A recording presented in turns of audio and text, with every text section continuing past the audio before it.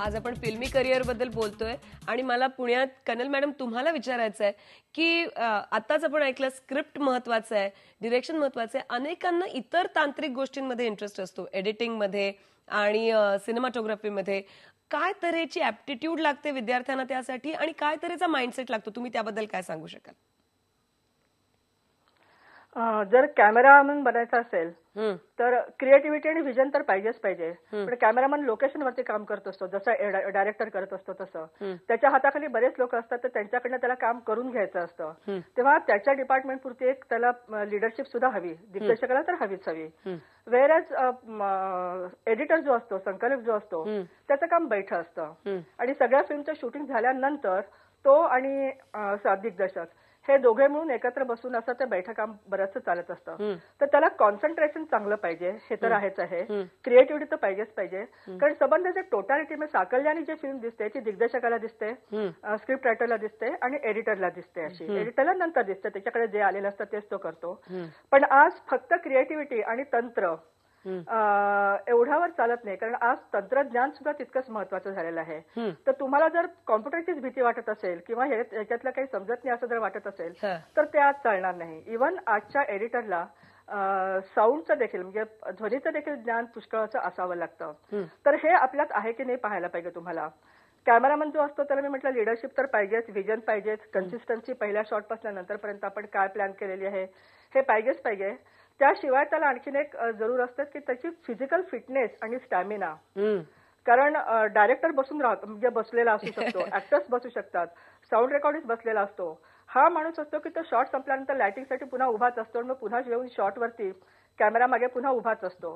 तर एक physical fitness सुद्धा पाहिजे. मोटिवेशन तर पाहिजेच, पण फिजिकल फिटनेस सुद्धा पाहिजे. तर हे जर नसेल तर बिल्डअप करावं लागेल, हे सगळं बिल्डअप करावं लागेल. कनल मॅडम आपल्या सोबत जगदीश आहेत, त्यांना पण त्यांचा प्रश्न विचारू. काय आहे जगदीश, प्रश्न काय आहे तुमचा? हॅलो, नमस्कार मॅडम.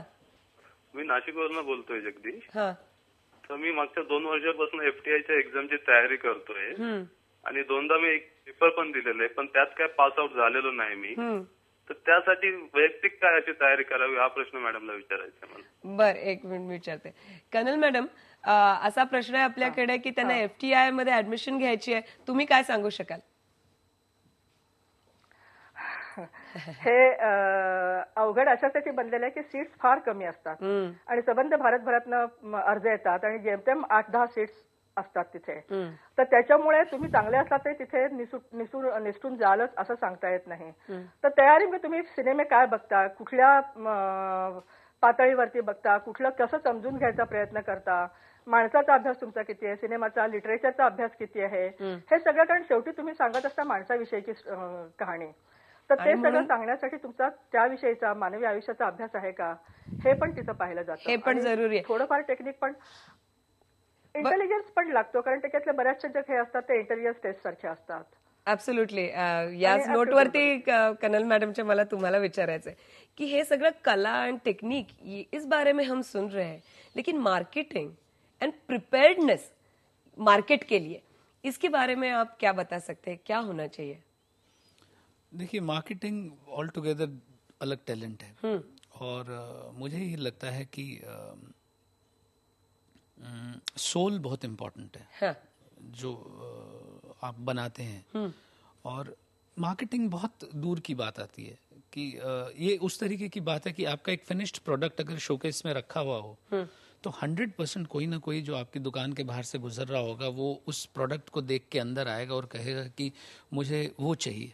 आप कहते हैं यही टिंगिया की सक्सेस स्टोरी थी कि आपने उन्हें कहा कि स्क्रिप्ट चाहिए. मैंने मंगेश से कहा कि आप मुझे कल सुनाएंगे, तो उसने कहा सुनाऊंगा. और अगर मंगेश ने कहा होता कि स्क्रिप्ट रेडी नहीं है, 2 महीने बाद शायद नहीं बनती पिक्चर, शायद पिक्चर नहीं बनती. तो शायद पिक्चर नहीं बनती, शायद पिक्चर नहीं बनती, क्योंकि उसके पास वो 300 पन्ने और ये गांव और ये फलाना और ये लड़का 1100 लड़कों में से ये शरद गोयकर है और ये उसने सारा फाइल ले आया था मेरे पास.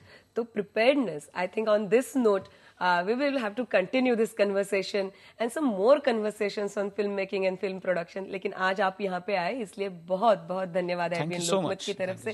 हा होता आजचा आपला फिल्मी करिअरचा कार्यक्रम. कनल मॅडम तुम्हालाही धन्यवाद. तुम्ही आज आलात आणि आम्हाला इथे ही माहिती दिलीत. हा कार्यक्रम तुम्हाला संध्याकाळी 6:30 वाजता परत पाहता येईल आणि उद्या दुपारी 1:30 वाजता. तुमचे जे काही करिअर विषयक प्रश्न असतील तर ते आम्हाला 02266899204 या क्रमांकावर कधीही पाठवू शकता.